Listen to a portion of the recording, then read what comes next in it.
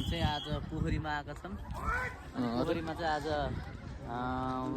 पुष्य मेला लाग्ने गर्दछ यो प्रत्येक वर्ष। अनि लाग्छ यो मेला चाहिँ हामी यहाँ हेर्न सक्छौँ।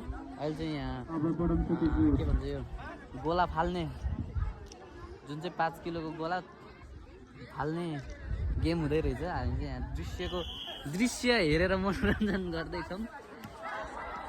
त्यही हो। लाल ग्रास नि पायो फाइनली। लाल ग्रास पनि पायो है त हामीले।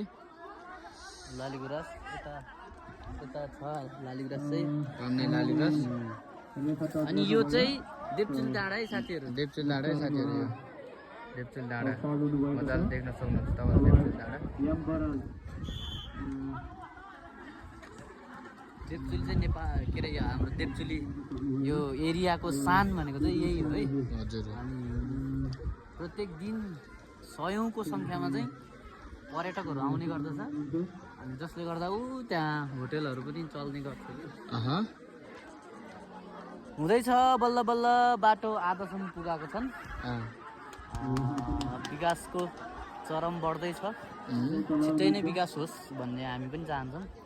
जसले गर्दा पर्यटकहरू अझै डबल होइन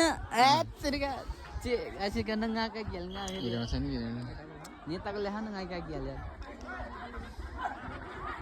आदरणीय जनसमुदाय तपाईले प्रत्यक्ष रूपमा देख्न सक्नुहुन्छ यहाँ ठेला उडा के भन्छ त्यो के रे गोला फालिरहेको अवस्थामा हामी माथि बसेर हेरिरहेको छौं।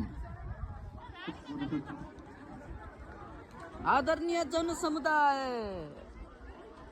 हामी देख्न सक्छौं यहाँ गोला फाल्ने प्रतियोगिता हेर्नेछौँ। हाम्रो दाइले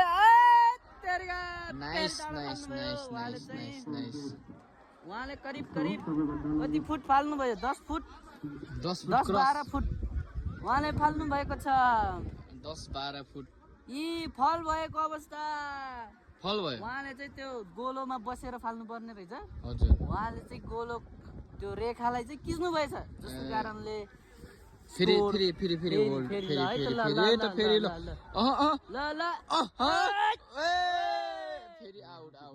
फेरि के हो यो चाहिँ मान्छे मान्दैन त्यो चाहिँ थाहा भए ठोइ रेखा भन्दा यतापट्टि आयो कि आउट हुन्छ त्यो फाल्नु त ठिकै हो त्यो भित्र कि त्यो त ठिकै हो त्यो गोलो भित्र बसेर फाल्नु त।